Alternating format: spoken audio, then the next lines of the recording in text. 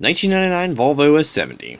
On a mild autumn day in the depths of my Lair de Parents, I kissed my finances goodbye one last time as I signed some scribble bullshit allowing me to borrow cold hard cash to pave way to the next pinnacle of my automotive lifestyle. My previous people mover was a 2008 Toyota Yaris, a car for the kid in school trying to cheap the fuck out of lunch money expenses. You know, he never seems to have just enough to cover the tab, and Martha the lunch lady just ain't having it. Some things in life can be too good to be true, but other things fall through the cracks like a bat out of hell, and all that potential is just graced upon your epidermis, and lo and behold, a brick enters your peripherals. Your first choice to this was a 1995 Toyota Camry Coupe, but after a trip around the block, you found yourself questioning the sanity of your ignorance if you went through purchasing it. But oh wait, that didn't fill your niche? I mean, it was cheap and reliable, right? Wrong.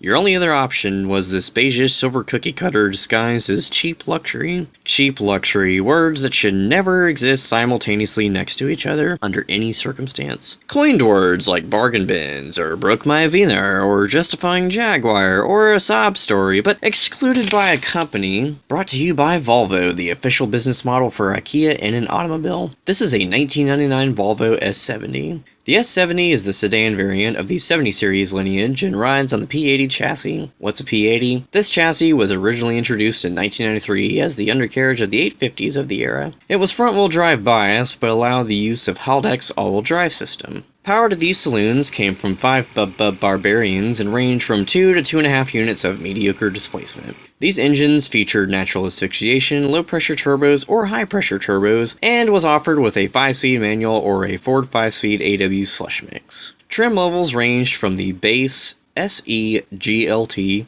or T5. If any logical person didn't buy a Grand Lux Turbo or a T5, then they were only given the bare minimum, the B5254S. Volvo's engine designations are quite galvanizing, the B standing for Benson, or petrol. The second number is the number of cylinders, displacement is replacement, how many valves you got, no turbo or snail under fuel injection. This motor, the 5-cylinder, this engine pulls. It pulls harder than the reassuring grip of a young novice circle jerker who's holding on for dear life to the only joy of sound waves produced by the unbalanced behemoth of a white block engine this is. The noise this motor makes is one that can only be compared to the beautiful melodic daydream that graces the bowels of the earth from the Gothenburg Concert Hall. Oh wait, that's only on the 2017 Volvos.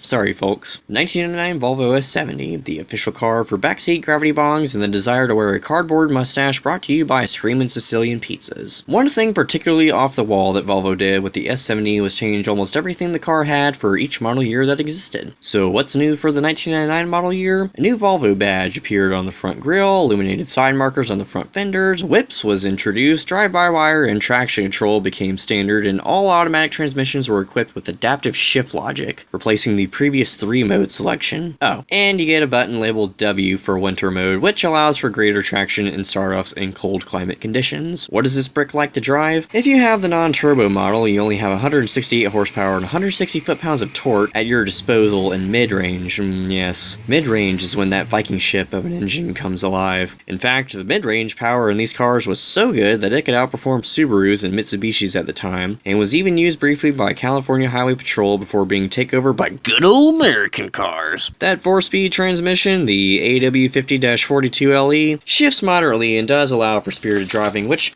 you surely won't find yourself doing unless there's a snail under the hood. Common issues on these cars: crankshaft sensors are notorious for going out, electronic throttle modules are the black plague of these machines, broken shifter buttons the norm, door panels sliding off occasionally, and stupid fake vents falling out of the front bumper, just to name a few. This hose thing that runs from the ECU box into some intake system, very common among P80 chassis cars. Quirks? I mean, it's a fucking Swedish car, of course you know there's fucking quirks.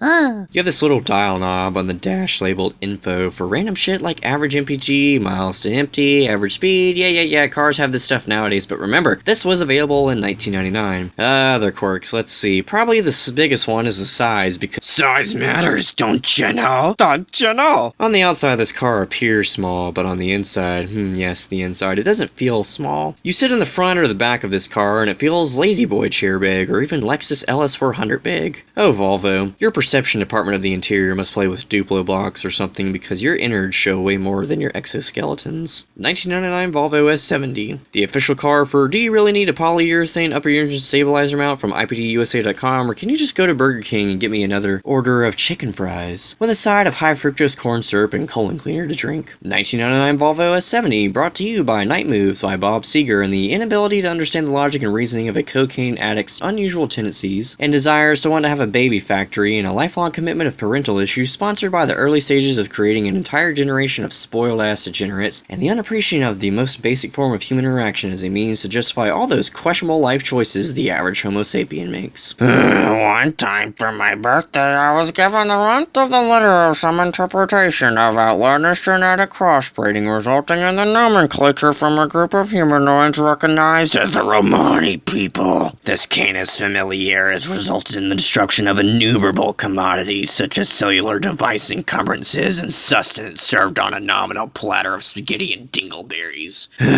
Life choices sponsored by money pits and money pits of low tolerance for emotions and feelings slowly creeping into my hippocampus. 1999 Volvo S70, a love letter to the sanctuary of J and a monotonous admonition to keep the complexion of the good old days of dopamine predispositions and understanding the aspirations of a young gearhead's fantasies. 1999 Volvo S70, a nostalgic interpretation of sticking with the times and misanthroping about how things aren't built like they used to, and you begin to realize how much truth to that statement exists in this universe of cynical and benevolent behaviors. This particular car, had a short-lived but equally prodigious vitality, resulting in the collision of a Bambi and Swedish engineering followed by 2 detonations and a smoke cloud so thick that Cheech and Chong would shit rainbows upon visualizing this beautiful disaster. Olga the Tank, this silver, beige, and black testament to passion and flair from the hands of a southern preacher boy and intellectual acknowledgement, may you rest in peace. Your next incarnation will be done gracefully and successfully, and may your spirits carry on in another exciting chapter of the Sanctuary of J. Godspeed, Olga. Until next time, my favorite Lego-shaped automobile.